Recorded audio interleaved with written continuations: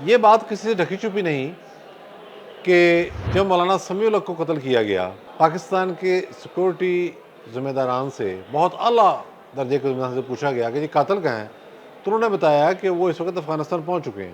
آج مولانا سمیع الحق کے صاحبزادے اور جے یو اے سین کے سربراہ مولانا حامد الحق کو جامعہ کے اندر ہی قتل کر دیا گیا، اور واردات کس طریقے سے ہوئی ہے آپ ذرا ریکی کا اندازہ لگائیں اور وہ کتنے منظم تھے۔ مولانا حامد الحق کی رہائش گاہ مسجد کے اندر ہی ہے، وہ جمعے کی نماز پڑھا کر اپنے گھر جا رہے ہیں، صاحبزادہ بھی ساتھ ہے، باقی کچھ اور لوگ بھی ساتھ ہیں، وہاں خودکش حملہ ہو رہا ہے اندر۔ 25 پولیس اہلکار ان کی سیکورٹی کے پر تعینات تھے، لیکن اس وقت وہ کہاں تھے، یہ سوالیہ نشان ہے۔ اب مولانا حامد الحق کے متعلق جو اطلاع سامنے آئی ہے وہ بھی یہی ہے کہ چند روز پہلے انہوں نے ایک کانفرنس کے اندر کھڑے ہو کر کہا تھا کہ بچیوں کو تعلیم سے روکنا غیر اسلامی فعل ہے۔ اس حوالے سے افغانستان کی حکومت کو اپنی پالیسی پر غور کرنا چاہیے۔ اس تقریر کے بعد مولانا حامد الحق کو مسلسل دھمکیاں مل رہی تھیں۔ پاکستان میں آج جامعہ حقانیہ اکوڑا خٹک میں جو واقعہ پیش آیا ہے، یہ انتہائی غیر معمولی صورتحال کی نشاندہی کر رہا ہے۔ اکوڑا خٹک کا مدرسہ وہ صرف ایک بہت بڑا دینی تعلیم کا مرکز ہی نہیں، بلکہ اس کی علامتی حیثیت اس سے بھی زیادہ ہے۔ رشیا نے جب حملہ کیا افغانستان پر سوویت یونین کے دور میں، تو اس وقت بھی جو مرکزی مقام تھا ریزسٹ کرنے والوں کا، مجاہدین کا، وہ اکوڑا خٹک کو اصل تھا۔ طالبان، افغان طالبان کے جتنے بڑے رہنما ہیں وہ یہیں سے پڑے ہوئے ہیں، اور بڑے فخر کے ساتھ وہ اپنا تعلق بھی، اپنی وابستگی بھی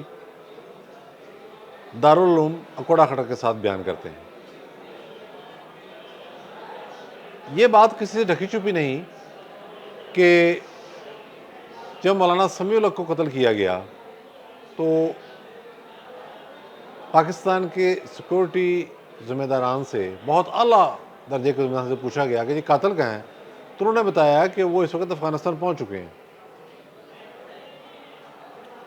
آج مولانا سمیع الحق کے صاحبزادے اور جے یو اے سین کے سربراہ مولانا حامد الحق کو جامعہ کے اندر ہی قتل کر دیا گیا، اور واردات کس طریقے سے ہوئی ہے آپ ذرا ریکی کا اندازہ لگائیں اور وہ کتنے منظم تھے۔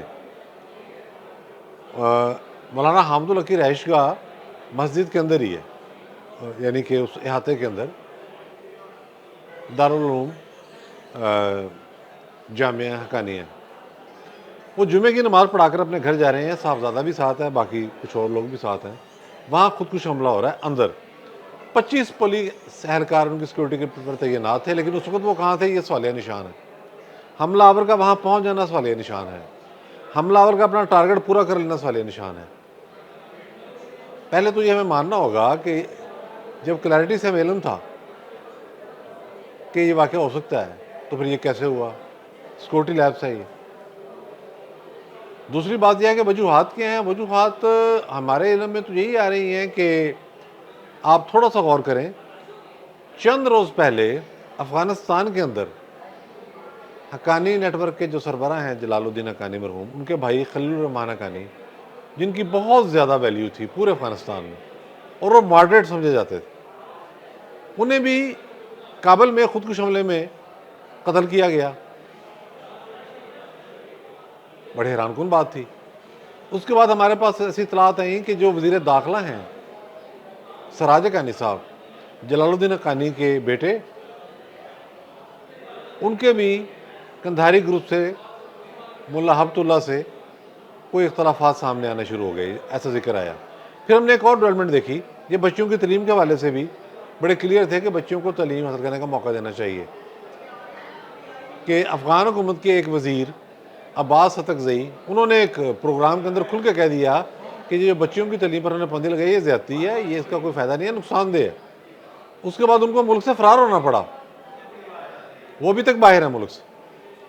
تو اس کا مطلب یہ ہے کہ افغان طالبان کے درمیان جو کشمکش اور لڑائی جاری ہے، وہ اب پھیل کر پاکستان کی سرزمین پر بھی آ گئی ہے، اگر یہ معاملہ ایسا ہی ہے تو۔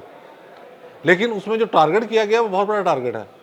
بابا طالبان مولانا سمیع الحق شہید کے مدرسے کو ٹارگٹ کیا گیا، ان کے بیٹے کو ٹارگٹ کیا گیا اور کامیابی سے ٹارگٹ کیا گیا۔ اب مولانا حامد الحق کے متعلق جو اطلاع سامنے آئی ہے وہ بھی یہی ہے کہ چند روز پہلے انہوں نے ایک کانفرنس کے اندر کھڑے ہو کر کہا تھا کہ بچیوں کو تعلیم سے روکنا غیر اسلامی فعل ہے۔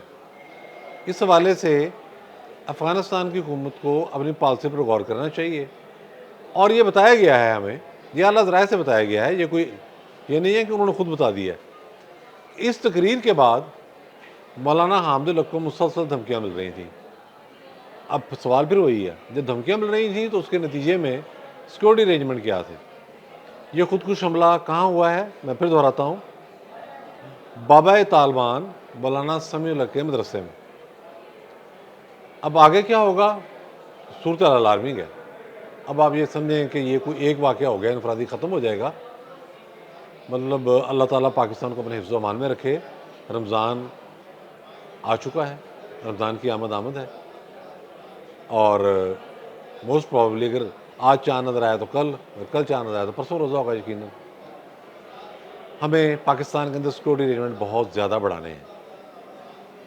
یہ بہت ہی الارمنگ سچویشن ہے۔ اب یہ معاملہ کہاں تک جائے گا کچھ کہا نہیں جا سکتا۔ یہ ہمارے سیکورٹی اداروں کا بھی امتحان ہے اب، اور ہمیں بھی الرٹ رہنا چاہیے۔ ایک اور بات، امریکی صدر ٹرمپ کے ظاہر تو بہت سارے وینچرز ناکام ہو گئے ہیں۔ اب وہ کہہ رہے ہیں کہ جی میں بگرام ایئر بیس پہ قبضہ کروں گا، میں وہاں سے جو امریکہ نے $7 ارب کا اسلحہ چھوڑا ہے جو طالبان استعمال کر رہے ہیں اس کو واپس لے کے آؤں گا۔ بھی کیسے لے کے آئیں گے؟ افغان آرمی چیف نے کہا بھی ہے کہ آئیں اور آ کے لے جائیں، طنز کیا انہوں نے۔ تو یہ کیا کوئی جنگ ہونے جا رہی ہے؟ میرا خیال ایسا نہیں ہوگا، لیکن جو وہ بالواسطہ طریقے استعمال کریں گے افغان طالبان کو ڈیل کرنے کے لیے، اسلحہ لینے کے لیے، اس کے بھی اثرات ہیں، اور وہ تشدد سے لبریز ہوں گے۔ تو یہ بھی ایک خطرناک صورتحال پیدا ہونے جا رہی ہے۔ تو آنے والے دن امن و امان کے حوالے سے بہت چیلنجنگ صورتحال اختیار کرتے جا رہے ہیں، جس پر ہماری ریاست کو انتہائی ذمہ داری کے ساتھ اور بڑا چوکنا ہو کر اپنے فرائض سر انجام دینے ہوں گے۔ بہت شکریہ۔